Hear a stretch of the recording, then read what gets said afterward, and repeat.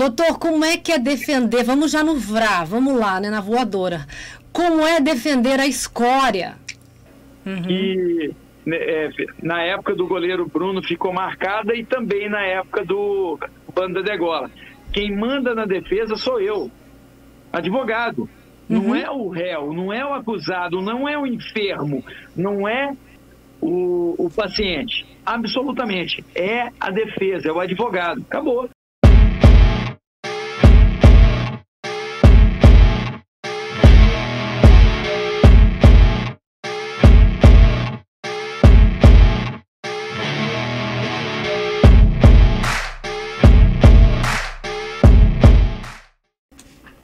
Boa noite, Brasil! Tudo bem com vocês? A gente continua aqui na série Criminalistas do Brasil, que é um projeto meu, que há muito tempo eu queria concretizar e graças a Deus agora nós estamos dando prosseguimento.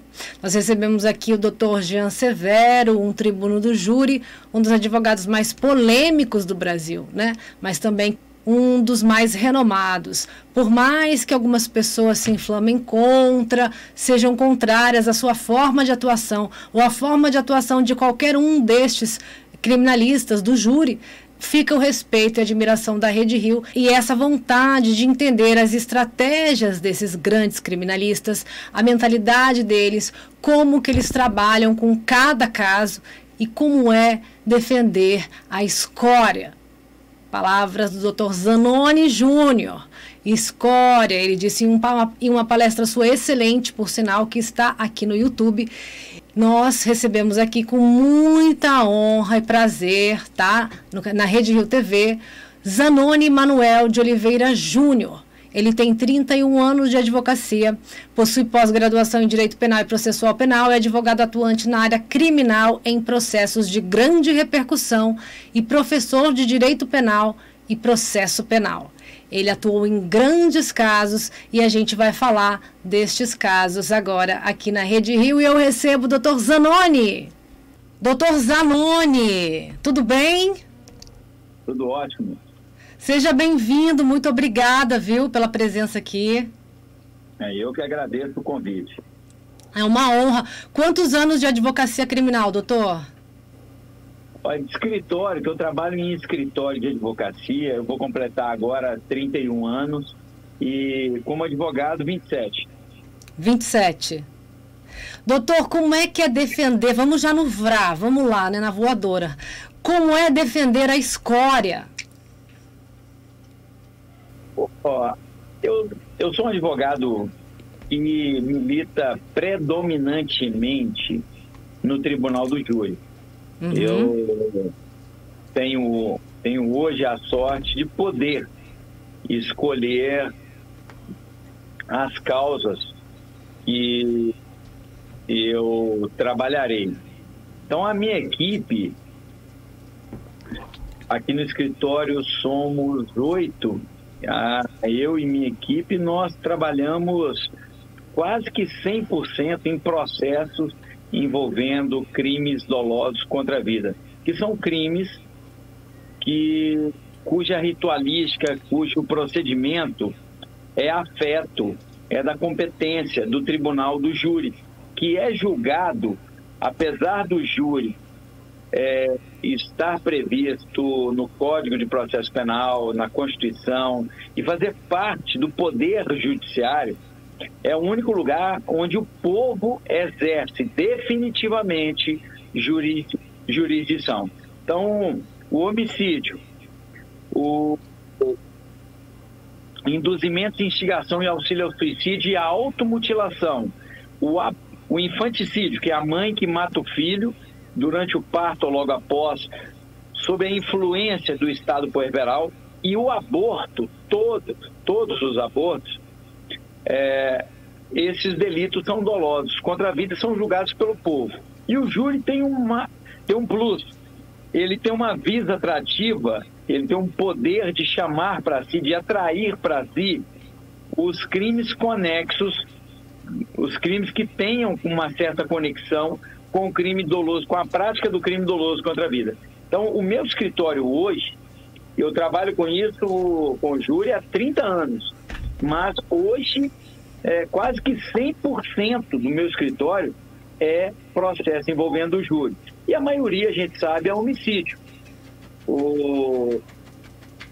Nós temos um índice avassalador de homicídios no Brasil. O pano de fundo, nós temos também um leque de motivos, por exemplo, a barra de ouro, a barra de terra, a barra de saia, que é o crime passional, se mata muito por ciúmes, por possessão, por obsessão, por passionalidade. Eu sempre digo que mulher casada tem cheiro de pólvora, tem cheiro de cravo de velório. E a barra de droga, que é o pano de fundo do tráfico de drogas. Então, essas 4 barras continuam tendo uma predominância de nós possuirmos, ostentarmos no Brasil esse número tão significativo de crimes de homicídio. E o homicídio, ele choca. Primeiro que o homicídio, ele é o abre-alas do Código Penal. Ele é o primeiro crime da parte especial do Código Penal brasileiro, matar alguém.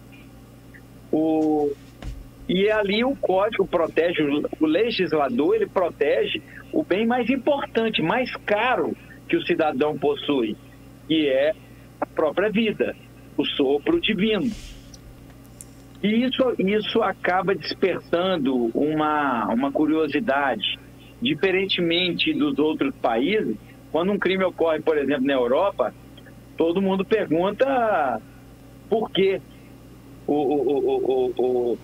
Fica estupefato, boquiaberto, a pessoa fica estarrecida e pergunta por que alguém tirou a vida de outrem. No Brasil, todo mundo pergunta qual que é o motivo. E isso tem tornado o nosso trabalho um pouco mais destacado. O júri, ele sempre foi a vitrine da advocacia criminal. E crimes midiáticos, em sua maioria, ele soe acontecer, o crime midiático, ele soe acontecer nessa liturgia do crime afeto ao tribunal do júri. Como é da nossa predileção, como é da nossa especialidade, terminou por, pelo menos é o que acontece muito, nós sempre estarmos aí em meio a processos flagrosos, processos midiáticos, processos que gozam de um certo sensacionalismo por conta dessa nossa atuação. Então, são vários processos de notoriedade, processos sediços, em que nós tivemos a oportunidade de labutar. O senhor tem alguma oposição em relação à cobertura da mídia, dos julgamentos do júri, do tribunal do júri? Não, absolutamente. Recentemente eu fiz aqui um júri de uma mãe que estava sendo acusada de matar o próprio filho de 1 ano e 8 meses. E para nós, todos aqui no escritório, toda a minha equipe, todos os advogados e advogadas, todo mundo chegou a um consenso de que os indícios, e não havia ali uma prova concreta, mas os indícios apontavam para o namorado. Mas, independentemente disso, ela foi acusada de forma escoteira, sozinha, de forma isolada, e nós conseguimos mostrar para o Conselho de Sentença que ela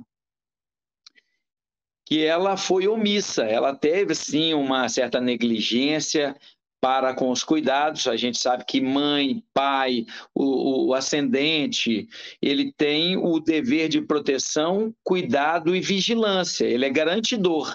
E a mãe, em relação ao rebento, ela é garantidora. Então, por ter deixado o filho de 1 ano e 8 meses, na companhia do namorado, sabendo que o namorado fazia uso reiterado de substância entorpecente. Ela foi negligente, mas no processo não trazia elementos cabais que afirmassem que ela teria ceifado a vida daquele infante.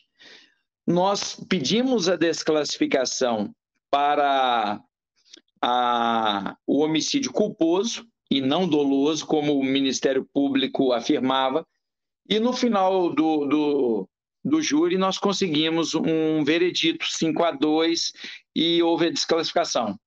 À época, foi no finalzinho do Covid, nós já estávamos dentro do Fórum de Belo Horizonte, fazendo os júris, os plenários, sem máscara, mas a diretoria do foro ainda não estava permitindo a presença da imprensa.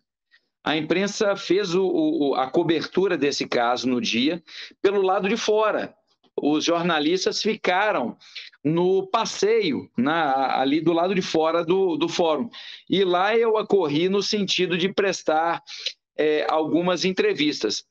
Eu fiz um posicionamento, eu tive um posicionamento, fiz até um pleito perante a autoridade judiciária, que era ali o diretor do foro, para que essa medida, aquela medida lá que fora instituída no momento inicial da pandemia, da questão desse problema sanitário que nós vivemos, que aquilo fosse retirado, porque todos já estavam acorrendo no interior do fórum, sem máscaras, e a imprensa ainda estava acompanhando pelo lado de fora. Então, eu sou, sim, favorável ao advogado criminalista prestar entrevista.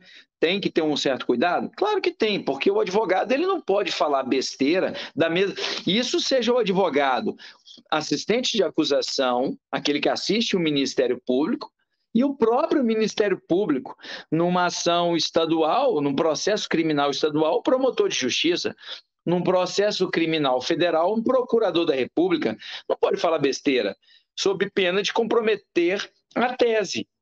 E o advogado e a advogada de defesa na mesma senda, sob pena de comprometer a antítese. Há um campo dialético, tese acusatória, antítese defensiva. Então tem que tomar esse cuidado? Tem, mas o contato com a imprensa, no sentido de formar a opinião pública, isso é muito importante, trazer informação fidedigna. Agora, a gente sabe que muitas vezes a espetacularização do processo penal, o sensacionalismo exacerbado, aquele tendencioso, marrom, enviesado, com aquele que almeja simplesmente aumentar a audiência e formar uma certa convicção, isso é ruim. Isso é ruim. Toda forma que você traz ali uma heurística, vieses visando vetorizar a opinião, a formação da convicção do telespectador, do ouvinte da rádio, do leitor do jornal escrito, do blog, isso eu repudio. Mas a gente verifica que a grande parte, todo lugar sempre tem um fruto podre, sempre tem uma bandazinha podre. Isso tem na magistratura, tem no Ministério Público, tem na própria advocacia, e o jornalismo também. A gente vislumbra na prática que ele não passa ao largo disso. Mas é exceção, e é uma exceção que é fácil de você detectar. Com um pouco de experiência você já sabe. Na primeira matéria, na primeira entrevista, um caso criminal de homicídio, ele demanda anos num processo. Hoje, um delegado, ele baixou portaria ou então prendeu alguém em flagrante, o júri não vai ser realizado daqui 2 meses, 3 meses. Não. Nós temos todo, como eu falei, é um procedimento altamente litúrgico, altamente formal, e que termina pelo julgamento realizado pelo povo. Do primeiro momento ali, quando a gente tem o preâmbulo do inquérito até o julgamento pelo povo, costuma ter ali 2, 3, 4 anos. E quando você presta a primeira entrevista, é só esperar a publicação da matéria. Aí você já vai verificar se há ou não tendência, se ela é fidedigna, se ela retrata 100% daquilo que as partes colocaram. Há aquela imprensa que houve apenas uma parte, por exemplo, o delegado de polícia, ou então só a acusação. Já tem aquelas outras que só olham a parte da defesa e não olham a parte da acusação. Pelo contrário, é um campo dialético. É por isso que a deusa da justiça, a deusa Têmis, ela ostenta em uma das mãos a balança. Por quê? Porque as partes, acusação num prato, defesa em outro prato, por isso que a gente fala partes, sujeitos processuais parciais, são partes. Não estou falando aqui do juiz. Então, eu acho que a imprensa séria, ela sempre deve ouvir as duas partes. Todo lobo sempre será considerado mau se ouvirmos tão somente a versão de Chapeuzinho Vermelho. Exato. Doutor, a Rede Rio é um canal relativamente jovem, né? Um canal entusiasta jurídico, então a gente vai amadurecendo nessa parte também, né? Nessa questão aí. E a gente vê que o público gosta muito, o público pouco sabe do direito criminal, né? Então eles vão aprendendo, eles vão evoluindo também assistindo os tribunais do júri, os senhores aqui e tudo tal. Como é o sistema de transmissão aí de Minas Gerais? Porque a gente não tem muita conhecimento, né? O Rio Grande do Sul é uma tecnologia, a melhor tecnologia que tem. O Paraná coloca todos, mas a tecnologia não é muito boa. O doutor Daledoni falou, acho que o Pará também é muito bom. E como é Minas Gerais? O senhor é de Minas Gerais, certo? Os júris aqui não são transmitidos. Não são transmitidos. Não são. E muitos juízes ainda são remitentes, recalcitrantes quanto à previsão do artigo 367 do Código de Processo Civil, que diz que o advogado ele pode sim filmar o ato processual. Tem muito juiz que não gosta, tem uma tendência a proibir. E o tribunal ainda aqui não tem, o TJMG, ele não tem um sistema de transmissão igual nós temos no Paraná, no estado do Pará. No Rio Grande do Sul, né, que é incrível. Mas o Rio Grande do Sul é coisa nova. Eu lembro que a irmã Dorothy, eu acho que é 2005, 2006, tem até um filme na Discovery Channel que desse júri nosso lá, acho que foi 2005 que ela foi assassinada. O Pará já transmitia os seus júris. Então está muito na frente, muito legal, muito bacana. Que legal.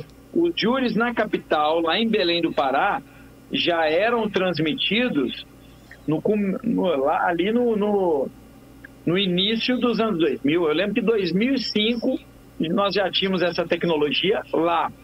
Agora, aqui é coisa recente, como Paraná, Rio Grande do Sul. Entendi. São Paulo dificilmente, né? Rio de Janeiro poucos.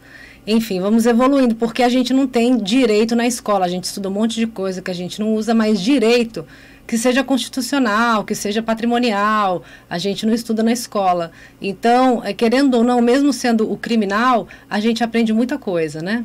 Como cidadão, como se defender, isso é muito legal. Esse debate é muito positivo. E, claro, tem a ligação também com o true crime, com essas questões de true crime que crescem aí, né? Nas Netflix da vida, nos streaming. Mas eu acho que eles gostam também, eles começam a entender, começam a debater, daí começam a evoluir, a gente vê no chat a discussão e é muito interessante sempre, né? Uma questão que eu queria conversar com o senhor é de inimputabilidade e semi-imputabilidade, certo? A gente sempre fala sobre isso, porque fala muito de psicopatia e transtorno de personalidade. E o sistema jurídico parece ainda um pouco confuso, um pouco ainda engatinhando nessa questão. Quando a pessoa tem transtorno mental, é mais fácil de você, quer dizer, dependendo do transtorno mental, se é uma mania, se é uma esquizofrenia, um esquizotípico, né? Você consegue ali uma semi-imputabilidade ou uma inimputabilidade, certo?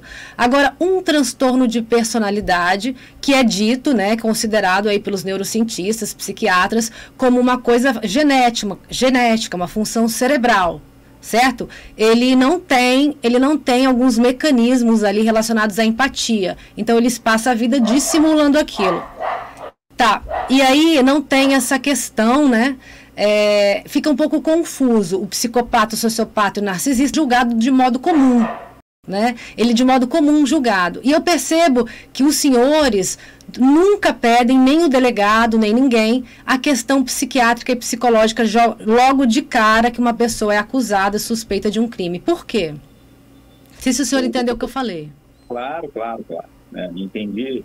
Veja, o artigo 26, caput do Código Penal, ele trata de doença mental.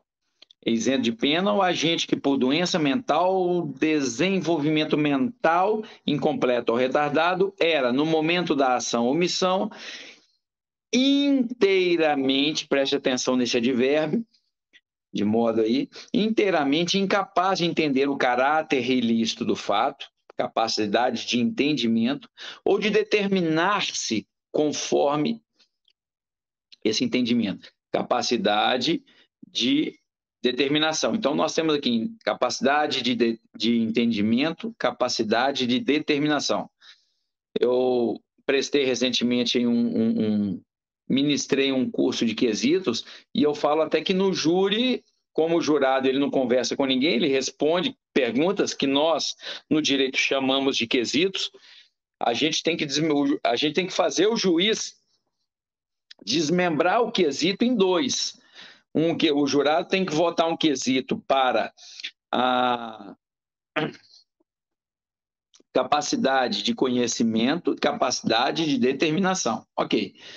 Isso daí isenta de pena, isso é inimputabilidade, inteiramente incapaz. Agora, quando o sujeito não é inteiramente incapaz, é o parágrafo único do Código de Processo Penal. Ali nós temos o chamado fronteiriço. Só que desde 1984, com a reforma do Código Penal, nós, do direito, a gente não mais acata um sistema que era conhecido como duplo binário. Nós tínhamos ali a pena, a PPL, a privativa de liberdade, e também a medida de segurança. Não. Hoje o juiz vai sopesar entre periculosidade, tá?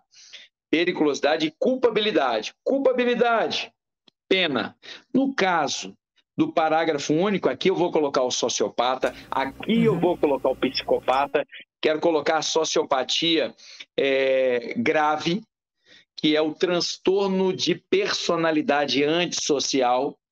Tem CID para isso, só que você não vai verificar um promotor concordando com o jurado, votando sim a essa pretensão defensiva. Então vamos lá. Juiz vai sopesar. Tem culpabilidade? Tem mais culpabilidade do que periculosidade aqui? Se o jurado votar sim, mesmo que seja sociopata, o juiz aplica a pena e diminui essa pena de 1 a 2/3. Caso contrário, ele olha que tem mais, ele pode optar o quê? Pela medida de segurança, ou tratamento ambulatorial ou internação em hospital de custódia. Mas não é mais o duplo binário, é o sistema vicariante, ou um ou outro. Ou vai aplicar pena, vai ficar no presídio, vai ter a diminuição por estar no parágrafo único, redução de 1 a 2/3, ou tem periculosidade, ele aplica medida de segurança e opta ou pela internação ou pelo tratamento ambulatorial. Pois bem, é claro que no transtorno de personalidade antissocial, a gente tem ali 1949, 50, depois de um livro que foi muito famoso, que chama The Mask of Sanity. Harvey, eu esqueci o nome do autor, mas Harvey. Ficou muito questionável essa questão da psicopatia, se aquilo era ou não uma enfermidade.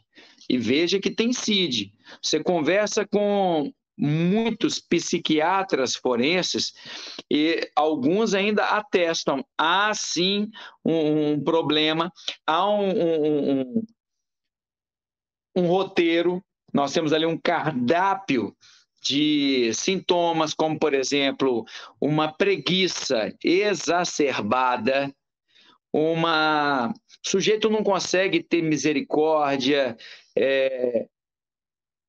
ele não tem compaixão, sabe? Ele não consegue ter dó, piedade, comiseração para com o próximo. Ele não é capaz, nenhuma, né? Ele não é capaz de sofrer a dor do outro, de se colocar na dor do outro, que a gente chama de empatia, sabe? Ele não tem qualquer espécie de amor, senão aquele amor narcisista. Há um egocentrismo aqui avassalador, em que o sujeito, o centro do universo é o próprio umbigo. Para quem é narciso, tudo que não é espelho é horroroso. Então tem isso. O sujeito não se apega a trabalho nenhum, ele não tem muita afeição para com essas questões de afetos. É uma pessoa altamente dissimulada, alguns até simulam alguma coisa, mas a dissimulação, ela é predominante. Então, há o chamado psicanalista checklist. Há alguns sintomas, alguns itens, e você vai ali comparando. Tem gente que entende que a psicopatia, quando em comorbidade com outros fatores, outras circunstâncias, exemplificando para você, o embriaguez, uso reiterado de drogas, de ansiolíticos, de barbitúricos, de anfetaminas, benzodiazepínicos, pessoal que toma muita coisa aí para inibir o sistema nervoso central, também para acelerar o sistema nervoso central, não só a cocaína, mas vou colocar aqui até a aula. Tem gente que tem misturado Ritalina, Venvance com bebida alcoólica, bebida destilada. E a pessoa já tem esse transtorno de personalidade antissocial Então, essa comorbidade, vários psiquiatras forenses têm enquadrado essa pessoa ali no artigo 46 até 45 da Lei 11.343 de 2006, que é a Lei de Drogas, tá? E também no parágrafo único do 26. Agora, cada caso é um caso. Eu tive, não tem muito tempo, eu contratei uma banca psiquiátrica forte, de renome, profissionais sérios, competentes, professores, muitos ostentando obras na literatura psiquiátrica nacional, alguns artigos, inclusive, publicados em outros países, alguns psicólogos forenses, e o resultado, nós tivemos ali um diagnóstico e um prognóstico em cima, e nós tivemos o sociopata, aquele inimigo da sociedade, né? Significa isso. Inimigo da sociedade em grau altíssimo. Foi um caso de tentativa de homicídio, e tivemos um tempo anterior de homicídio consumado. Nos dois casos, fomos a júri e o jurado votou sim. Nós fizemos a redação, explicamos para os jurados, conselho de sentença. O juiz submeteu esses quesitos às partes. No final ali, o Ministério Público pediu não, a defesa pediu sim. E, por maioria, o conselho de sentença, o povo, reconheceu sim. Em um dos casos, o réu foi preso, o juiz apenas reduziu a pena, no outro teve medida de segurança. Então, veja, é uma coisa muito relativa. Eu acho que cada caso é um caso, e aqui o promotor de justiça, o assistente de acusação e até a defesa não tem de verter a sua opinião delicti em razão da notoriedade do caso, do tamanho do caso, do barulho, da extensão do fato praticado. Porque o caso Zanoni causou comoção social. A população está estarrecida. Fazer o quê? A população ela tem que ficar da balaustrada para fora. Balaustrada no plenário do júri é aquela divisão de madeira que separa o tribunal do júri, os jurados, juiz-presidente, promotor, defesa, os oficiais de justiça, do público, da assistência, de quem está ali assistindo, da plateia. Aquilo ali é opinião pública. Não tem de interferir, não tem de ostentar ingerência de qualquer sorte no conselho de sentença, e principalmente nas partes. O promotor de justiça não vai pedir a semi-imputabilidade porque o caso causou comoção. A família da vítima contratou um assistente de acusação e quer a ferro e fogo uma condenação. Não é por isso, tem que ser técnico. E aqui nós precisamos deixar o caso nas mãos da ciência. É claro que juiz é peritus peritorum, perito dos peritos. Mas se nós temos ali, como aconteceu agora recentemente em dois casos que eu atuei. Um foi o caso do Adélio Bispo, esfaqueador do ex-presidente Jair Messias Bolsonaro, e no outro, um caso de uma degola, em que cortaram, o sujeito cortou a cabeça de dois velhinhos. Aqui, nesses casos, nós tivemos psiquiatra forense, 2 por parte do juiz, 1 por parte do Ministério Público, um psiquiatra forense por parte da defesa e um outro psiquiatra forense por parte da família das vítimas. Olha a gama de profissionais. Aí eu pergunto, se há uma convergência, todos os peritos, todos os assistentes técnicos convergindo para um ponto em comum, não vai ser um promotor de justiça, um procurador da República, um advogado que sequer fez uma faculdade de psicologia, não vou falar nem em psiquiatria, e eu não estou querendo aqui menoscabar, porque o teste de Rorschach, por exemplo, o teste de Rorschach, que é muito usado no caso dos psicopatas, e demora, é muito usado e é feito por psicólogos forenses, e isso é indispensável.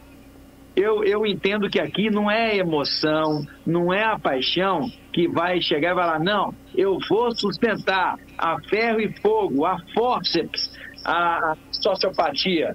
Ou então, para mim, não tem de quesitar nada. É normal, tem que ser julgado como imputável. Pois bem, há casos em que o sociopata, que os promotores dizem, não, é um transtorno de personalidade, ele é imputável, sim, tinha inteireza da capacidade de entendimento e de determinação. Ok, na hora, e aí o sujeito fica vários anos no presídio, na hora que está acabando a pena para ele ir para a rua, vem o Ministério Público com a conversa fiada de que o sujeito tem de ser interditado. Ora, então aquela pena toda aquela pena toda no presídio só teve uma finalidade: dar uma satisfação à opinião pública. Não foi feita justiça ao caso. Entendi. É porque a legislação, ela diz que o transtorno antissocial, a pessoa, não tem cura, é incurável, não tem remédio para isso, mas que ela não rompe com a realidade. Ela sabe, mesmo ela não tendo empatia, ela dissimulando o comportamento, até na escola, quando é criança e tudo tal, dissimulando, tentando se adequar ali à sociedade, ela não rompe com a realidade. Então, a partir do momento que ela comete um crime, ela sabe que ela não poderia cometer aquele crime, ela tem essa ciência. A legislação vê assim. Então, eu acredito que o Ministério Público, inicialmente, raciocine dentro da lei. Só que a posteriori, aí, como o senhor falou, se vem essa questão de que não, ela não pode sair porque ela não pode conviver em sociedade 20 anos depois, como inclusive está acontecendo com a Suzane Richthofen, né? Ela não consegue sair da cadeia, os cravinhos já saíram há muito tempo e, segundo me dizem, ela não consegue passar nesse exame, e agora ela ficou 20 anos no Brasil. Isso aí é uma... é até razoável, o tanto que ela, não estou defendendo ela, não estou falando que ela deveria estar solta de jeito nenhum, pelo amor de Deus, eu só estou raciocinando dentro da legislação, como ela funciona. E aí vem o Ministério Público e diz, não, ela não pode sair, ela tem que ficar lá dentro. Isso não teria que ter sido, isso tem que ser melhor raciocinado e digerido na legislação ainda, né? Criminal brasileira, porque não é. Eu não sei se é o caso de semi-imputabilidade, um transtorno antissocial, porque o psicopata narcisista, ele vai continuar fazendo as coisas que ele fazia, talvez ele não vá cometer um homicídio, né? Porque quando ele comete um homicídio, a gente fica sabendo que ele é isso ou aquilo. Então, ele calculou errado a rota dele, ele vai recalcular, talvez um homicídio ele não cometa, mas outras coisas perversas ele pode vir a cometer, de acordo com a sua ali, né, compulsão, sei lá qual. Agora, acho que a justiça ainda não está madura em relação a isso, então isso precisa ser melhor colocado pela justiça. Ele é semi-imputável? Acredito que não. Se ele não é capaz para sempre de responder, então ele é inimputável, ou ele tem que ser inimputável, ou ele cumpre normalmente, porque o semi-imputável vai para o transtorno mental, na minha opinião, né? Que é o esquizofrênico, esquizotípico, sei lá o que mais. Pessoas nesse sentido. O semi-imputável, que é aquele que depois de 3 anos pode voltar para alguém que cuide dele, né? E a cada 3 anos, ele não é isso? A medida de segurança, aqui, se é inimputável ou semi-imputável, é a capacidade de entendimento e determinação. A capacidade ele era inteiramente incapaz, inteiramente, não entendia, por doença mental, desenvolvimento mental incompleto ou retardado, ele é inimputável. Exemplo, uma esquizofrenia paranoide. Entendi. O sujeito é inimputável. Esse tipo, eu já tive aqui uns 4 casos de esquizofrenia, são várias, né? Psicótico. Psicótico, paranoide, hebefrênica, catatônica, são várias. O sujeito, eu tive um caso aqui que ele acordou à noite com delírios persecutórios, ouvindo vozes, matou pai, mãe, os irmãos e empregado. E tinha dormido de boa. É um surto, um transtorno, né? Realmente. Mental. Doença mental. Isso é doença mental. Então isso é o caput do 26. O sujeito aqui não tem que olhar, não. Ele tem que ser internado. Manicômio judiciário para sempre. Na hora que decreta a medida de segurança, ele vai estabelecer o prazo da primeira perícia. A primeira perícia em que uma banca psiquiátrica irá se debruçar sobre ele depois da medida de segurança para verificar se houve ou não a cessação da periculosidade. E aí o que acontece? É o caso do Adélio. O juiz vai fixar de 1 a 3 anos. No caso do Adélio, o juiz já colocou o máximo, 3 anos. Tanto que venceu, salvo engano, no dia 14 de julho do ano passado. Foi quando fizeram novamente no Adélio uma nova perícia e disseram que Adélio continua padecendo de enfermidade mental, ok? Sem inimputabilidade. Então, é de 1 a 3 anos. Terminados esses 3 anos, de ano em ano tem perícia. De ano em ano. É por tempo indeterminado. De ano em ano. Só que para a população ficou uma sensação de que manicômio judiciário é colônia de férias. Não, todo mundo sabe que é pior que presídio, né? Mas não, o povo não acha. Quando vem, lá vem dar uma de doido para se safar. Se safar de quê? Não, isso não é. Acho que o público já está entendendo bem isso. Mas não é o que muitos promotores, e aí eu vou chegar nos fronteiriços, que é o caso aí do sociopata. Aí nós vamos veja, você verificou aqui que o sujeito é inteiramente incapaz de entender o que é errado e de se determinar. Mas ele tomando remédio pode se controlar, já o sociopata não existe remédio, né? Isso, mas aí mas é doença mental. Pode até ter um remédio para controlar. Por exemplo, algo que vai estabilizar o humor, que vai minimizar a atividade do sistema nervoso central, do neocórtex, por aí. O médico fala isso. Agora, a semi-imputabilidade é o fronteiriço. É aquele que é o seguinte, ele não é inteiramente incapaz, mas ele não é totalmente capaz de entender. Ele é meio termo.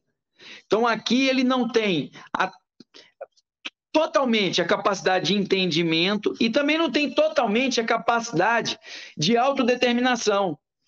Aqui, nesse parágrafo único do 26, que costumam residir os sociopatas, quando há comorbidade, os psicopatas, a psicopatia, a sociopatia grave, ela pode ser leve, ela pode ser média, pode ser alta. Então, se ela é uma sociopatia, inimigo da sociedade alta, a capacidade de entendimento, eu vou te falar que eu concordo com muita gente que tem falado, não, sociopata, mas a de determinar-se conforme o entendimento que seja certo ou errado, tem hora que a gente verifica que tem alguns gatilhos. E quando isso vem com um plus, com um bônus, exemplo, uso de drogas, e drogas lícitas e drogas ilícitas, álcool, Ah, então o sujeito chega ali e começa a tomar uísque, começa a tomar uma vodka, e ele está tomando remédio controlado por conta daquilo ali, e ele já é sociopata. Então, essa comorbidade, ele já tem ali uma embriaguez, ele já tem um problema de alcoolemia, ele já é um toxicômano. Isso somado à sociopatia que ele traz consigo, esse transtorno de personalidade, eu acho que sim. Há como se quesitar para o Conselho de Sentença. Quem vai salientar, quem vai decidir se é ou não é o povo, é o Conselho de Sentença. Uhum. Só que essa teimosia de alguns promotores de justiça, por conta do sensacionalismo, do mediatismo que envolvem o caso, isso eu acho muito pernicioso, muito deletério para o direito.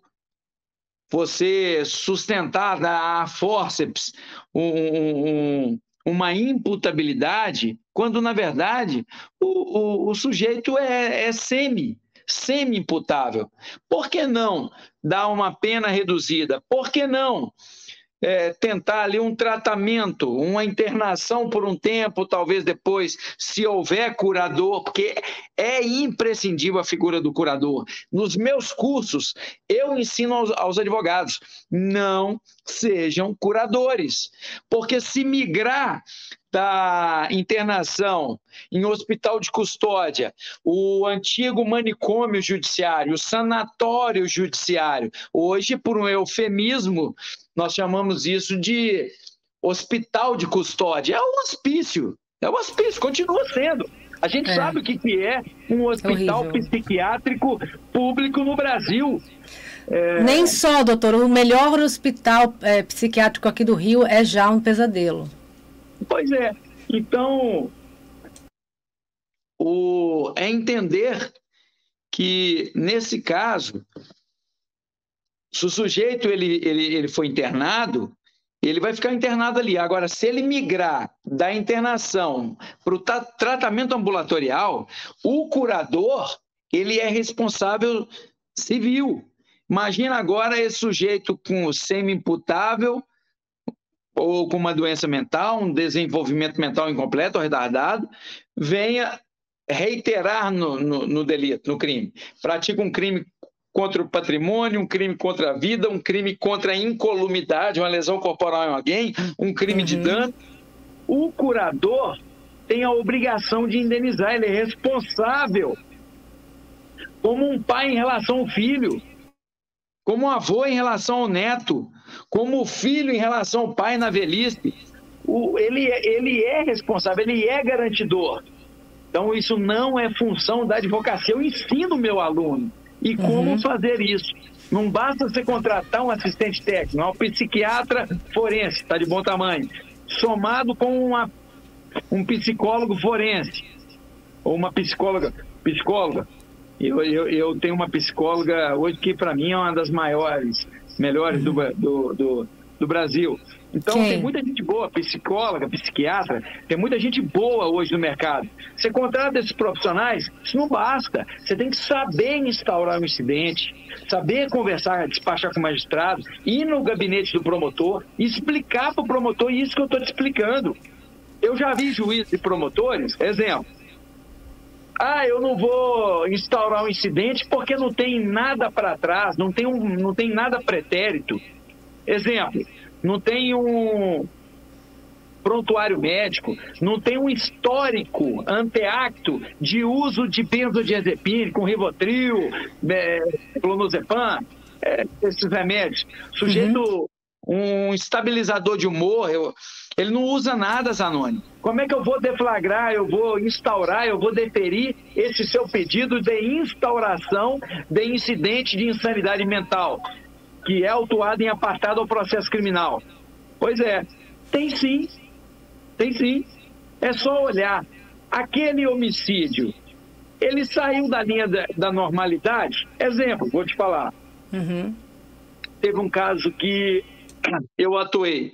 O sujeito matou o outro, arrancou um órgão, fritou o órgão e comeu com cachaça. Eu pergunto, isso está dentro da normalidade? Você dá o tiro, dá uma pedrada numa briga, porque você teve ali um surto neurótico? Não estou falando surto psicótico. Teve ali um surto de raiva, algo de emoção, de paixão, que não isenta de pena, mas serviu de combustível sob o domínio de violenta emoção, logo após injusta provocação da vítima, que mexeu com a sua mãe, mexeu com a sua esposa, bateu na sua criança, no seu filho, furtou algo, estuprou a sua filha. Tá vendo? Então... eu acho que é uma deficiência jurídica ainda, é mal resolvida a justiça, a lei nesse sentido do transtorno de personalidade, né? Eu acho que deveria, claro, as delegacias, elas são precárias no Brasil, às vezes não tem dinheiro nem para xerox, essas coisas e tal. Mas eu acredito que cada pessoa, quando entra assim com crime um pouco nesse contexto esquisito, digamos assim, meio que bizarro, de imediato já deveria ser feito um exame com psicólogo, psiquiatra forense. Com psicólogo e com psiquiatra forense. Isso deveria ser já de cara, de entrada, né? Mas por isso que tem um incidente de insanidade. Aí é que eu vou te contar. Se aquele fato, se ele sai da normalidade, mas não tem um histórico, não tem um prontuário médico, não tem uma receita, um receituário. Poxa, tá saindo da normalidade. É uma mãe que teve um surto, matou os 4 filhos menores. A gente já sabe desse caso. Não vai proceder um incidente de insanidade porque não tem um histórico, tá? Não tem um passado. Exemplo, você quer algo pior? A pessoa nunca tomou remédio controlado, mas já tentou 2 vezes contra a própria vida. Uma pessoa que tenta um suicídio, ela faz tudo, ela é capaz de tudo. Se ela tem capacidade de tirar a própria vida, ela tem capacidade de qualquer coisa, qualquer coisa. Eu discordo. Discorda de quê? Dessa sua opinião, eu discordo muito. Eu acho que o depressivo que tenta tirar a própria vida, ele não quer tirar a vida, ele quer diminuir a dor que ele está sentindo naquele momento, né? Sim, é uma questão diferente, alguém que vai matar alguém, enfim, não tem menor para mim. Mas nesse caso do depressivo, agora, eu sei gente que quer se matar e acaba levando outras pessoas. Sim, aí o senhor fala de outro transtorno, né? A pessoa quer matar a filha junto, a mulher junta, mata todo mundo, depois se mata, nesse sentido. Puxa o volante do carro, joga o carro na ribanceira. Entendi, então, eu acho que o Ministério Público, porque o que a gente percebe é uma certa recalcitrância, é uma certa teimosia. É o seguinte, tem que olhar para o fato, é anormal, é teratológico, é monstruoso. Como você falou aí agora, esses casos que parecem filmes de terror da Netflix, esses assassinatos, saiu ali muito é muito fora da curva.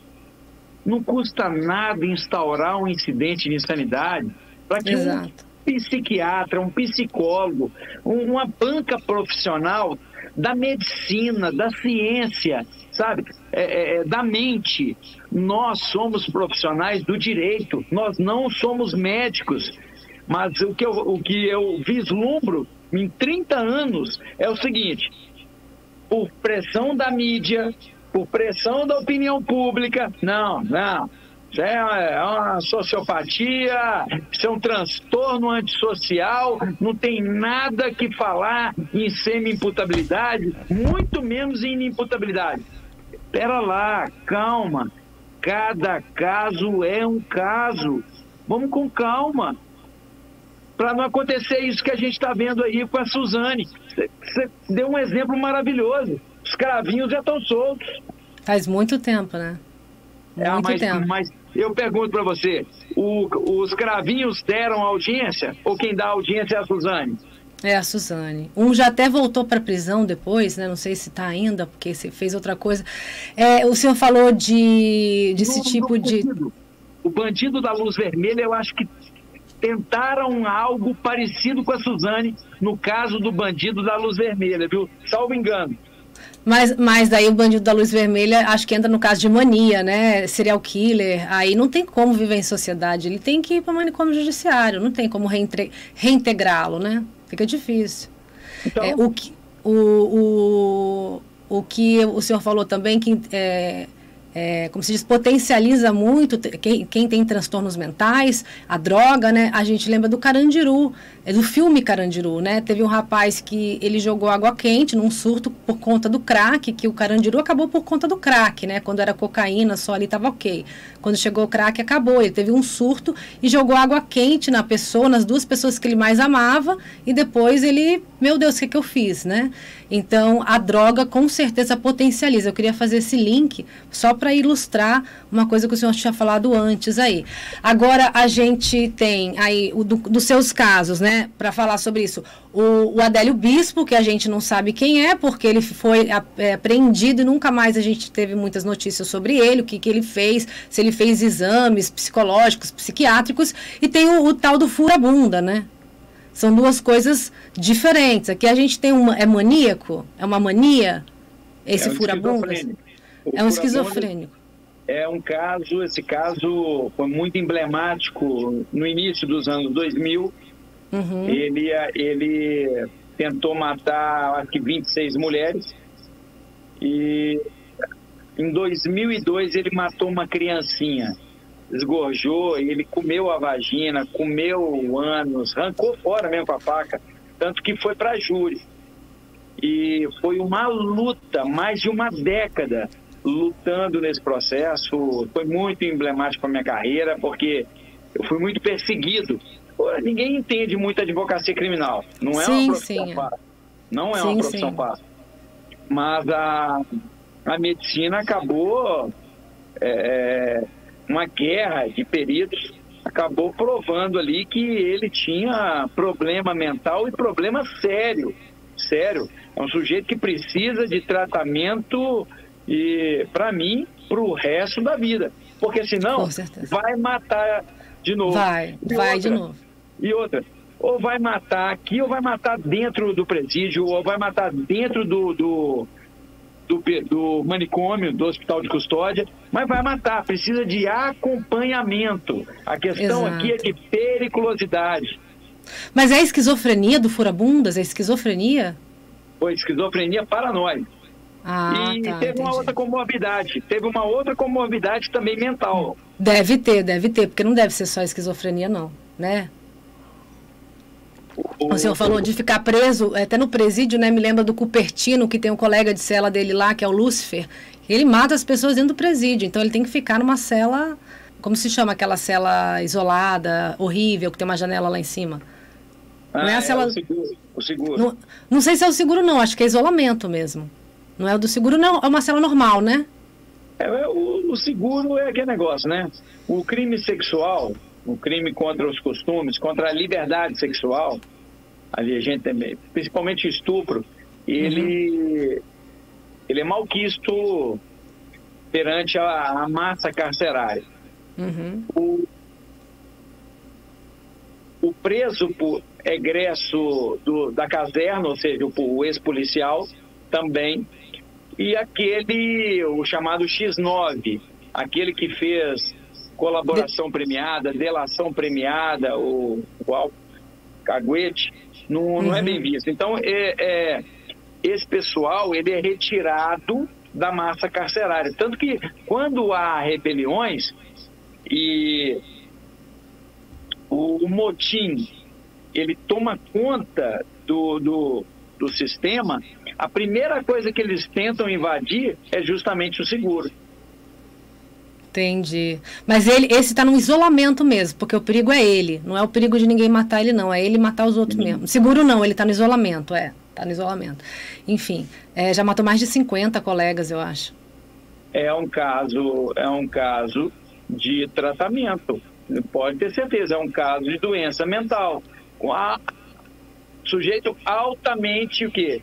Perigoso. Uma doença que precisa ser acompanhada por médicos, por psiquiatras. E mesmo lá no hospital de custódia, o antigo manicômio, ele não vai ficar entre os outros enfermos. Ele também ficará separado. O Adélio Bispo, ele foi declarado inimputável.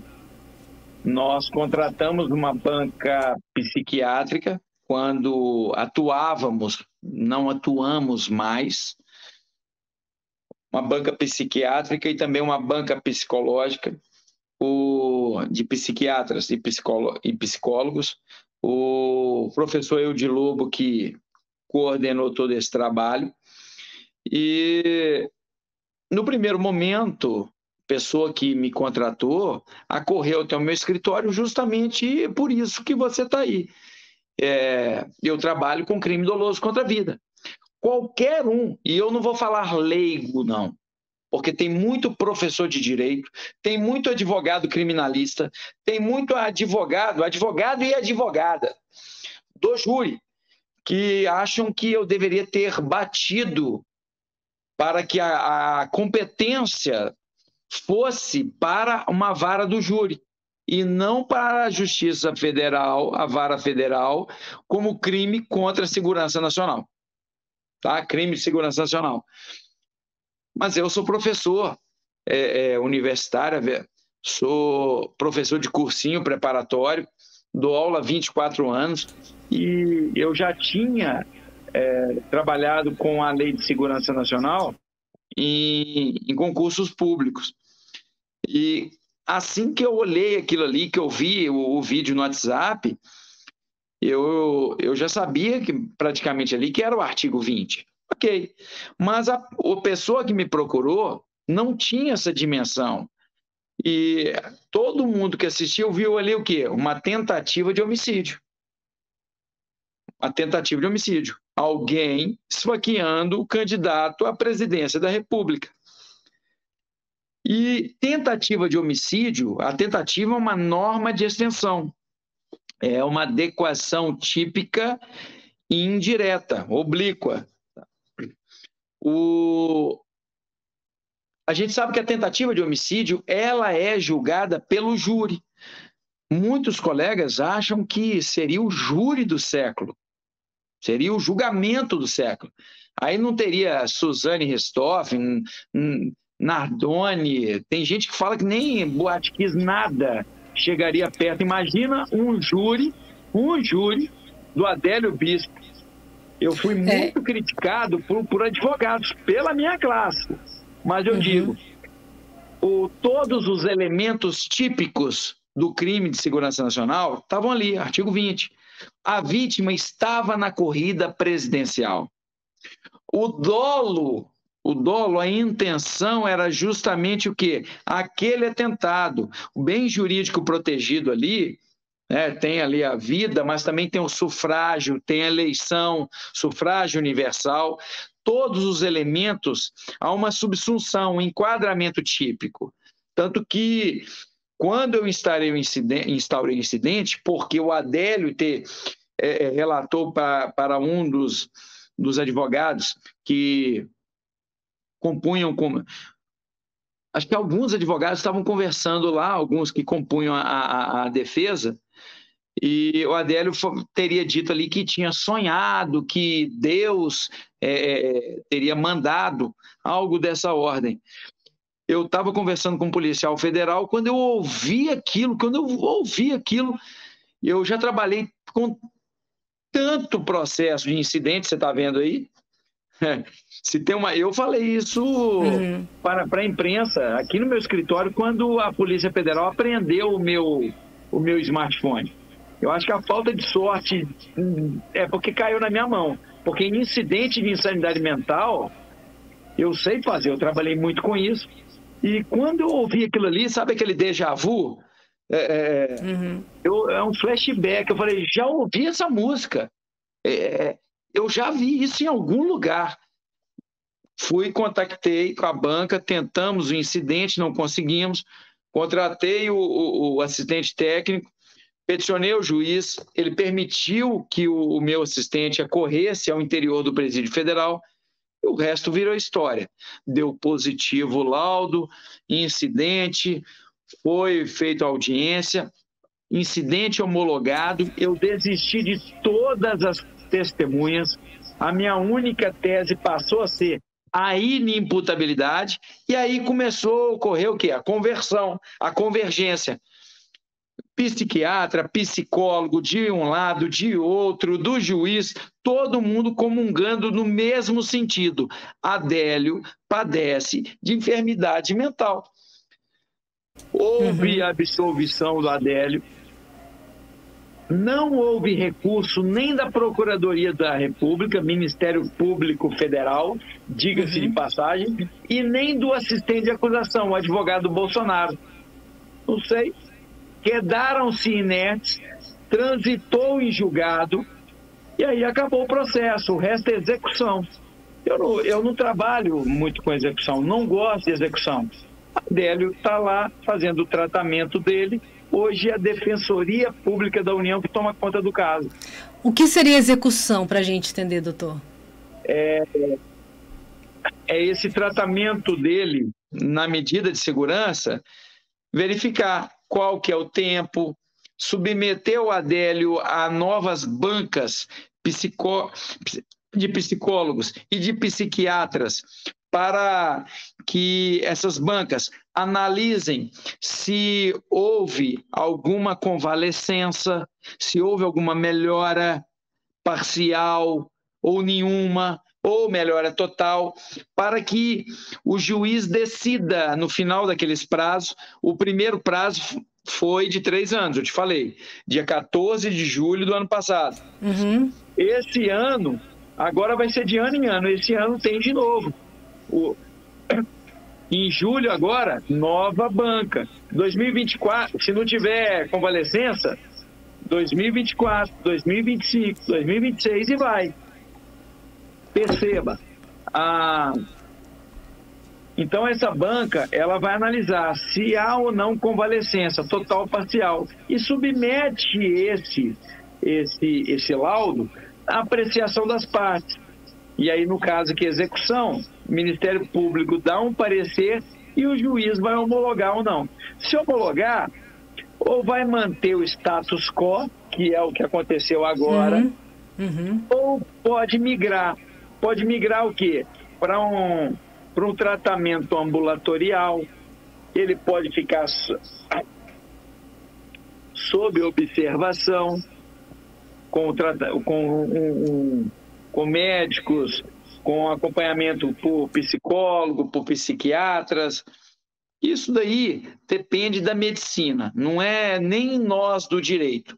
É a medicina que se debruça e diz: melhorou, não melhorou, continua do mesmo jeito, padece da mesma doença. Pelo contrário, está piorando, que eu já tive casos em que o sujeito piorou.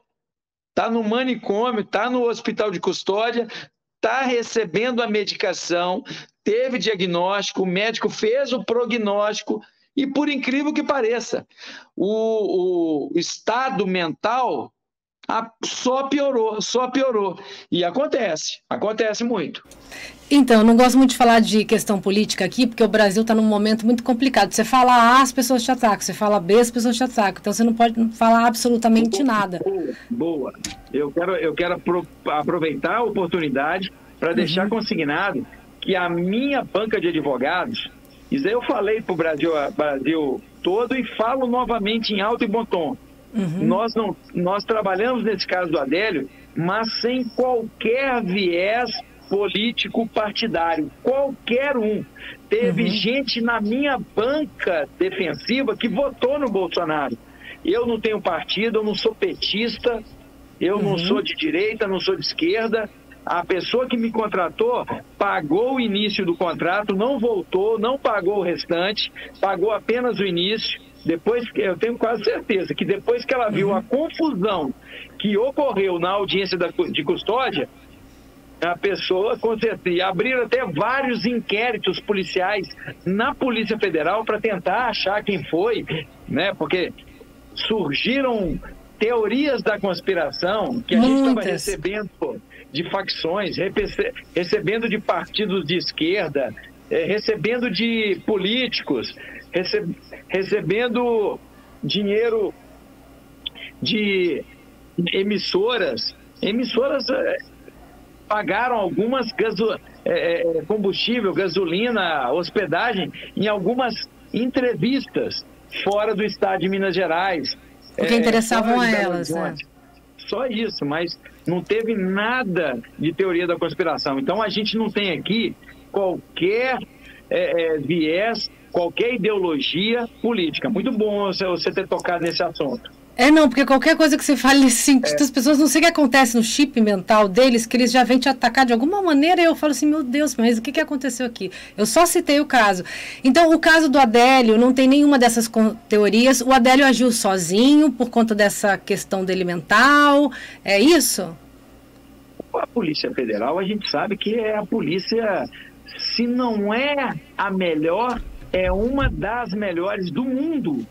Muita gente do FBI, da Scotland Yard, da Mossad, lá de Israel, o pessoal vem aqui fazer curso com a Polícia Federal. Toda a tecnologia foi debruçada. Que legal. Meu smartphone foi apreendido. Todos os celulares do Adélio foi... Os telefones, tudo foi periciado. Então ele agiu, ele um esquizofrênico mesmo, com alguns transtornos ali, ele deu uma facada no Bolsonaro por algum motivo, tal e tal, né? Sim. Sem motivo, quer dizer, porque a pessoa que tem transtorno não tem motivo nenhum, né? É uma loucura. Então, que legal a gente ouvir sobre isso, porque o Adélio foi recolhido, a gente nunca mais soube sobre ele. E, né, e legal, isso muito legal mesmo, muito interessante. Agora, doutor, em relação ao furabundas, quem é o furabundas? Como se defende o furabundas? Como que se conversa com uma pessoa dessa maneira, né? Com esse nível de transtorno? Mais uma coisa que eu explico nas minhas aulas para advogados. Se você instaurou incidente de sanidade mental, uma coisa é cristalina. Se você está falando num laudo, se o médico está falando no laudo, que o sujeito é inimputável, que o sujeito é doente mental, ele está em conflito, em enfermidade mental, você vai deixar o sujeito ser interrogado? Você vai deixar o seu constituinte ser entrevistado pela imprensa? Isso não existe. Então, uma coisa que eu fiz ab início, desde o começo, é blindar o cliente. E eu fiz isso. Até no caso do Bola, acusado de ter matado Elisa Samúdio, no caso do goleiro Bruno. Ele foi meu cliente. Eu defendi ele o tempo todo. Eu fui muito criticado porque no início eu blindei o Marcos Aparecido em tudo.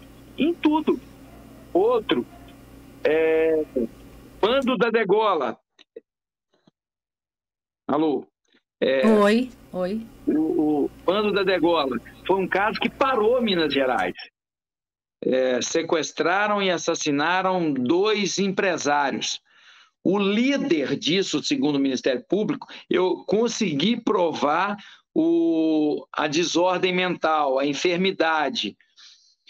E fui duramente criticado, mas duramente criticado. E por quê?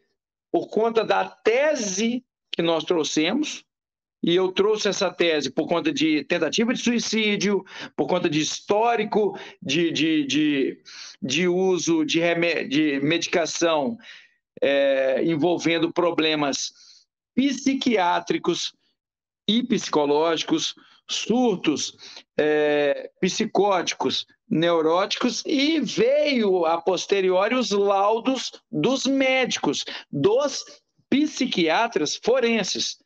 Eu blindei o tempo todo, não falou com a imprensa, não falou com o delegado, não falou com o juiz, não falou com o promotor.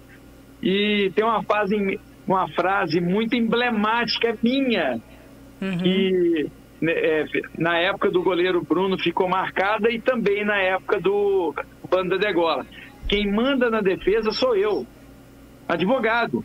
Não é o réu, não é o acusado, não é o enfermo, não é o paciente. Absolutamente. É a defesa, é o advogado. Acabou. Senão não teria por que gastar, né, com honorários caros. Né? Quem manda na acusação não é o promotor? Sim. Então pronto, quem manda na defesa é o advogado. Ponto. Por que é tão bom adiar julgamento, ter nulidade em julgamento para a defesa? Por que a defesa fica tão feliz quando percebe uma nulidade ali? É bom ficar adiando para diminuir o clamor público? Por que eu vejo que é uma estratégia boa da defesa sempre, né? Boa não sei se é boa para eles, eu quero entender isso, porque sempre acontece. Primeiro, nem sempre é boa, nem sempre, mas... E por que nem sempre é boa? Vou te dar um exemplo. Numa comarca onde há mais de um juiz, numa comarca onde há mais de um promotor, pode ser que a data designada para a realização do júri, a juíza que irá presidir naquela data seja uma juíza garantista. Por quê? E ela está ali tirando as férias, está substituindo a juíza titular, que é uma juíza punitivista, é uma juíza inquisitória. Tá vendo? É uma juíza de direito penal do inimigo, de lei e ordem. É uma juíza cuja pena sempre é no máximo. Tem um promotor que é o seguinte: se ele tiver um resquício de dúvida, ele sabe que indúbio pro réu. Ele pede absolvição. O outro promotor que está de férias, ele já é um promotor do direito penal do inimigo, um promotor que gosta de recrudescimento de pena, um promotor que, na dúvida, é pau no réu e não pro réu, tá? Entendi. Então, é indúbio pau no réu ou indúbio pro réu, réu com H de inferno. Meu Deus. Então, tá, a gente entendeu mais ou menos, tá? Mais ou menos, mas tudo bem. Espero que o senhor volte aqui, porque eu tô gostando muito desse papo, muito didático, muito legal mesmo. E faz tempo que eu queria entrar nessas searas aí muito interessantes. Vamos falar, para encerrar, doutor, do caso da Dorothy Steng, né, do Vitalmiro Bastos, que aconteceu em 12 de fevereiro de 2005. A missionária Dorothy Steng saiu para um encontro marcado com agricultores na região, no município de Anapu, no Pará. Nesse dia, ela foi assassinada com 6 tiros por um pistoleiro, vítima de uma emboscada. E o senhor defendeu o Vitalmiro Bastos, o principal acusado aí, né, deste crime, certo? Sim, capitaneados ali por Américo Leal, eu tive esse privilégio de compor a banca defensiva. Eu lembro que, à época, o ex-ministro da Justiça, Márcio Tomás Bastos, ele tentou federalizar o caso Dorothy, não conseguiu, mas como ele tinha uma certa prática no júri, ele verificou que a Dorothy, é claro que as emissoras colocaram-na como irmã, como santa, e para o Ministério Público do Estado do Pará ela nunca foi santa. O que as emissoras não contaram é que ela tinha contra si denúncias por homicídio, denúncias por esbulho possessório, denúncias por porte de arma. A irmã Dorothy, que dizem que era irmã, por associação criminosa. E eu lembro que, à época, ela foi assassinada em Anapu. Anapu não era comarca. Anapu era um município da comarca de Pacajá. Hoje é comarca. E como ali os comerciantes não tinham uma afeição pela Dorothy, votaram acho que não sei se na Câmara dos Vereadores, uma moção de persona non grata. Isso foi mandado certa feita, eu acho, para o governo FHC. E ela não era uma pessoa benquista naquelas cercanias, definitivamente. Visualizando isso, ele que era um esgrimista, um criminalista de escola, o ministro da Justiça já ali pontuou, o Ministério Público seguiu aquela senda junto com a assistência e desaforaram, tanto que o julgamento, você sabe, foi realizado na capital do estado do Pará, Belém. Ali mais de 3.000 pessoas do Movimento Sem Terra ficaram acampadas na porta do fórum. E políticos, senadores, deputados, prefeitos acorriam até o interior do fórum. Eu te falo uma coisa, foi uma experiência profissional que eu vou guardar para toda a minha vida. Eu nunca vi nada igual. Eu lembro que éramos 9 advogados, 9 ou 8 advogados de defesa.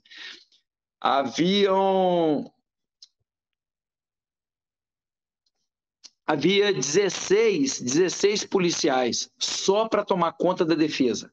A gente ia almoçar, aquele grupo de policiais, e ia acompanhando a banca defensiva até o restaurante, até... Por conta da população inflamada, isso? Por conta do Movimento Sem Terra na porta. Era uma coisa, um acampamento de guerra, uma coisa... Eu nunca vi nada. E outra...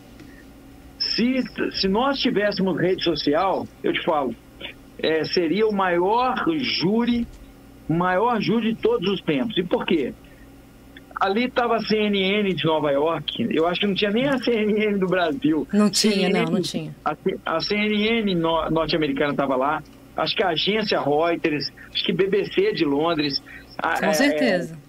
Emissora do Japão, emissora alemã. Teve a outra que gravou o filme. Esse filme ganhou 6 prêmios no mundo. Ele roda na Discovery Channel. Quem apresenta é o Wagner Moura, que fez o Capitão Nascimento. Sim, o Wagner Moura, um grande ator brasileiro. Isso, ele que apresenta. Narcos. A gente está lá nesse filme. O nosso júri está lá, uma partezinha. Então, eu nunca vi. Eu já trabalhei em vários, mas inúmeros. Eu acho que processos midiáticos aqui, eu já trabalhei mais de 50. E processos assim, que pararam o Brasil. Mas o que eu vi ali é que no júri da irmã Dorothy, o mundo estava lá. O mundo. Ela foi assassinada, eu acho que 4 anos depois do...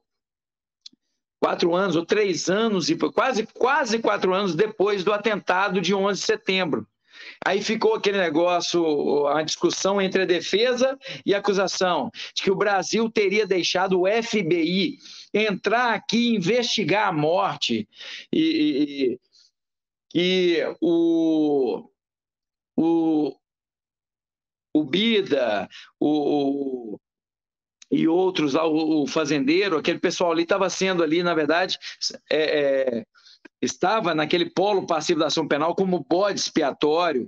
A primeira versão do Clodoaldo, do Raifran, foi no sentido de que eles tinham problemas pessoais, animosidades, eles já tiveram entreveros,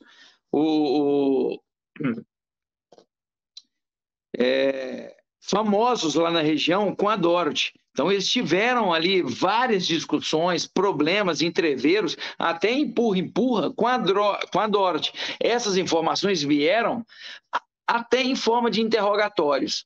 E a posteriori as versões começaram a mudar e foram mudando. O resto virou história, a gente já sabe. Ela era a favor militante da reforma agrária, ativista, e a gente sabe que essa questão ali em cima, do garimpo ilegal, tudo incomoda muita gente, né? Os ativistas são mortos sempre ali. Dom e o Bruno foram os mais recentes, eu acredito. Também ativistas nesse sentido. Então, como foi defender essa pessoa? Qual que foi o resultado? Porque eu não tenho conhecimento, não. Foi uma condenação, depois foi uma absolvição, o STJ cassou, foi julgamento novamente, e depois o Supremo cassou, foi a julgamento, uma condenação. Entendi. Doutor, eu queria agradecer imensamente, mas eu amei, eu espero... Esse material que você está querendo, tem tudo no YouTube. Tudo. Tem tudo? Tudo. Tá. Se você procurar, tá tudo lá. Tá. E eu espero tê-lo aqui novamente, tá? Porque realmente é muito legal. Obrigada mesmo, doutor. Boa viagem aí. Sei que o senhor vai viajar agora, estava esperando, tá? Então, muito obrigada. Foi uma aula para nós aqui, tá? Sucesso e até logo. Um abraço. Fiquem com Deus. Tchau, abraço, doutor. Valeu. Tchau, tchau. Esse foi o Dr. Zanoni Júnior, gente, eu amei o bate-papo, espero que vocês tenham gostado também. Meu Deus, quanta coisa a gente aprende, quanta coisa tem para se aprender ainda. O direito penal é apaixonante, o Tribunal do Júri é apaixonante, este canal é um canal entusiasta do júri, então nada melhor do que a gente ouvir também e a gente receber e trocar com estes profissionais, né, os criminalistas, porque... não deve ser nada fácil defender este tipo de criminosos que eles defendem, não é mesmo? Gente, eu fico por aqui, agradeço a presença de todos e até a próxima, se Deus nos permitir. Valeu!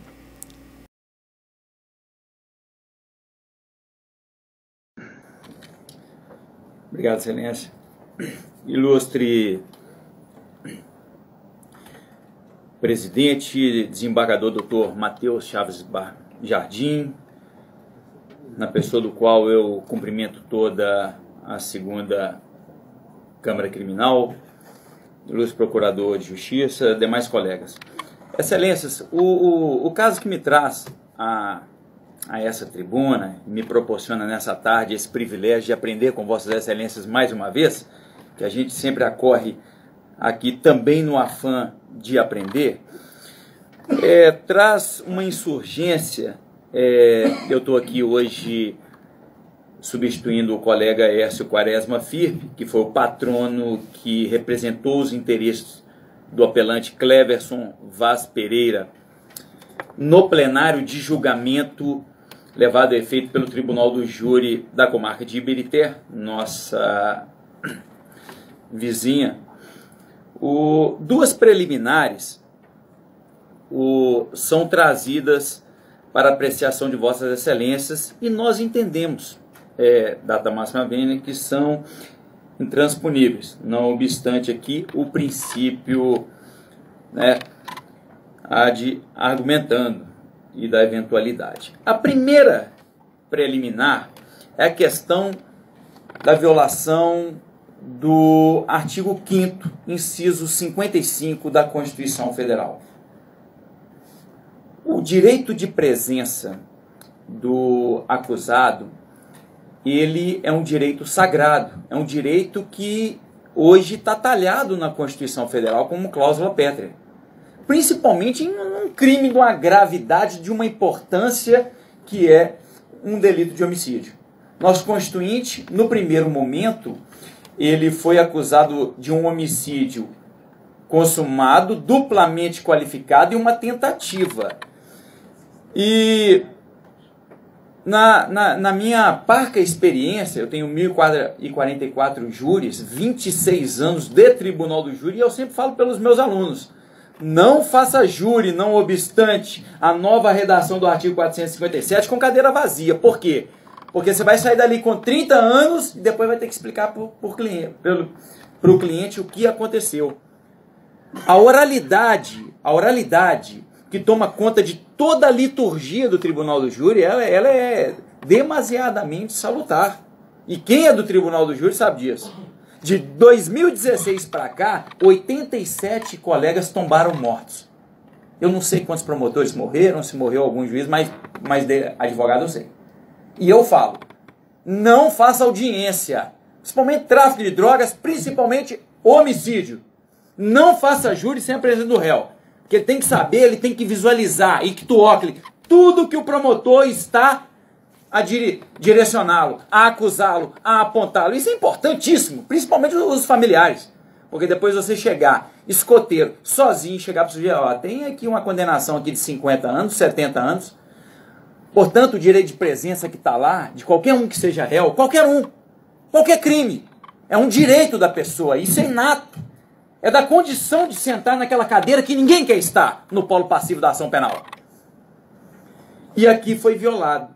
O nosso Constituinte se encontrava custodiado à disposição do Estado Todo-Poderoso, Estado de Minas Gerais, do sistema prisional, e numa audiência, consta aí as folhas 281, o mesmo não foi recambiado.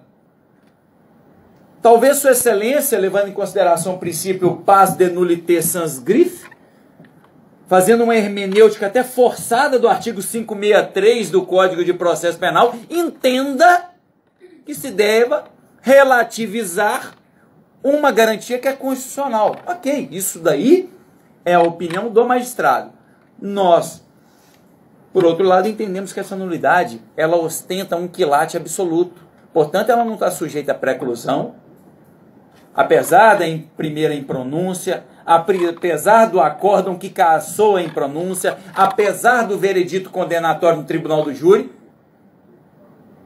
ela não pode ser ratificada. Ela não está. Ela pode ser arguída, inclusive, em qualquer grau jurisdicional e reconhecida ex officio. Então, a primeira nulidade, excelências, entendemos que ela macula, como um todo, o direito ao contraditório, o direito de presença, o direito da autodefesa, porque a autodefesa se biparte em direito de audiência e direito de presença. A segunda nulidade erigida dessa tribuna, e também nas razões, é a ofensa ao artigo 133, o advogado indispensável à administração da justiça.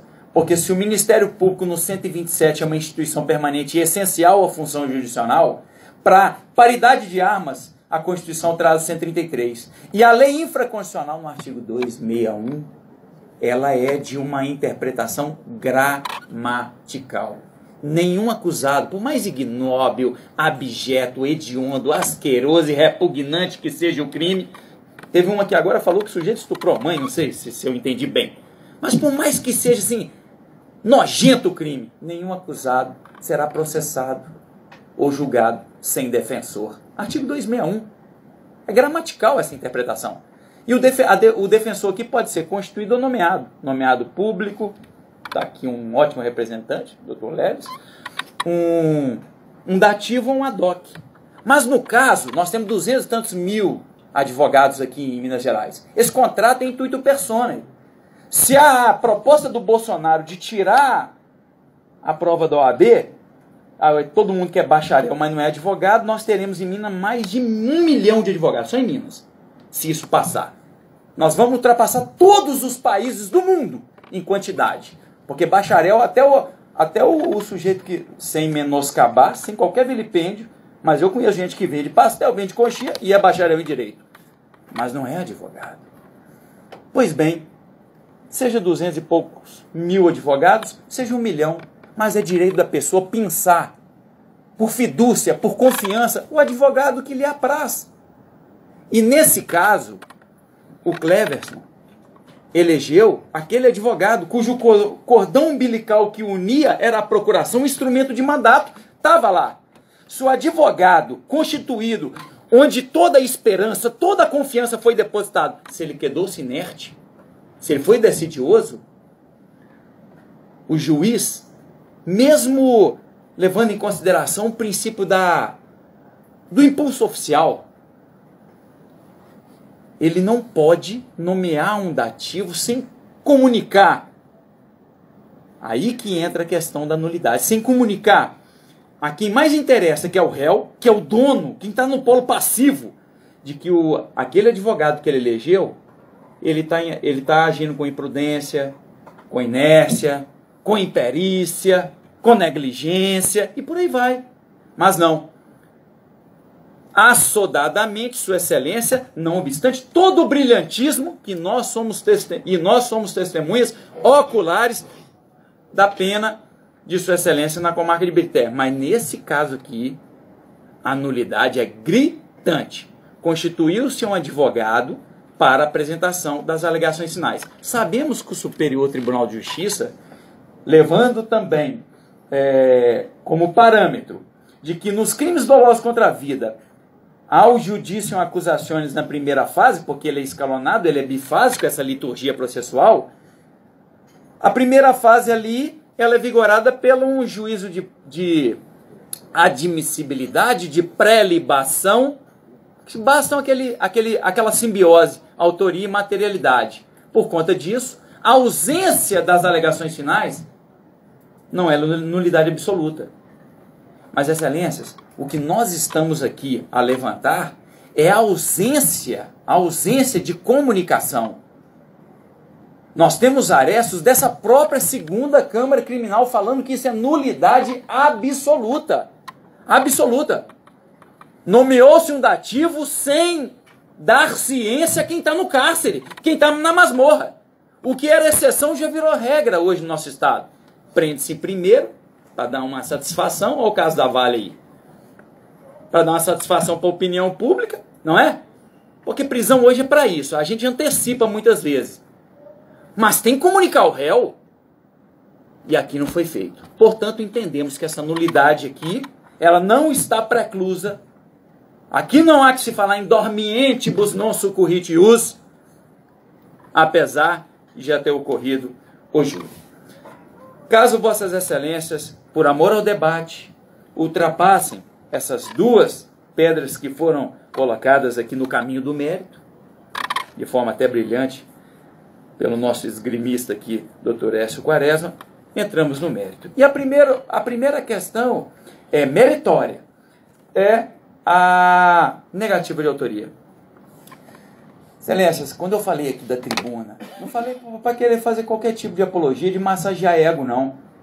Eu não gosto de outros crimes, eu gosto do júri, todo mundo que me conhece sabe que eu sou apaixonado com o júri, já fiz júri hoje, agora, em 11 estados da federação, desses 1044, assisto o júri de outros colegas, de defensores, e eu digo uma coisa, dificilmente a gente encontra em pronúncia. Sabem por quê?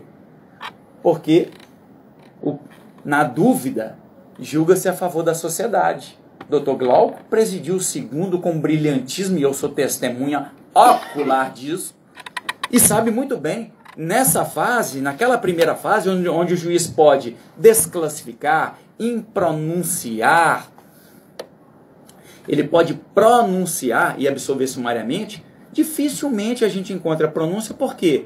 Porque na dúvida julga-se a favor da sociedade, não é pró-réu, é pró-societar. Na dúvida, a pronúncia, ela não condena, ela não absolve, ela simplesmente submete o réu ao tribunal constitucional, popular, natural, que é o povo, que é a sociedade. E aí eles entendem que não há tanto prejuízo. Nesse caso aqui teve impronúncia. Ou seja, o juiz falou, ó, aqui se quer indício. Aquela provinha do artigo 239, um artigo só. Por indução, achismo, dedução. Considera-se indício a circunstância conhecida e provada que, tendo relação com o fato, autorize, por indução, concluir-se a existência de outra ou outras circunstâncias. Pois bem, o juiz aqui impronunciou. O Ministério Público, combativo, irresignado, inconformado, intentou o recurso antidistrito, na verdade a apelação, veio o recurso para cá e Vossas Excelências entenderam que, em dúbio pro societar, o júri que deveria resolver essa quaestio em plenário, e também a instrução plenária poderia reforçar aquela suspeita de que o Cleverson, que ora eu represento aqui nessa tribuna, fosse o mandante. Aqui eu já começo a separar protagonista de coadjuvante e de figurante. Pois bem, ab ovo, ou seja, desde a delegacia, desde o primeiro momento, nosso constituinte negou a autoria. E disse mais. São 2 minutos, Excelência. Obrigado, Excelência, pelo aviso. Não se provou liame subjetivo. Excelência, ele falou que foi perseguido. Testemunhas dizem, né, lá, que ele tem um Tempra azul, ele não tem um Corsa. Nenhuma prova, além daquela impronúncia lá atrás, nenhuma prova nova surgiu. Continuamos com aqueles indícios. Naquele momento, eu concordo com vossas excelências. Poder-se-ia entender que era indúbio pro societar e havia indícios. Mas hoje nós continuamos com a mesma prova que vossas excelências julgaram. A mesma. Por isso nós entendemos que a decisão dos jurados, data máxima vênia, o advérbio de intensidade se faz presente aqui à saciedade.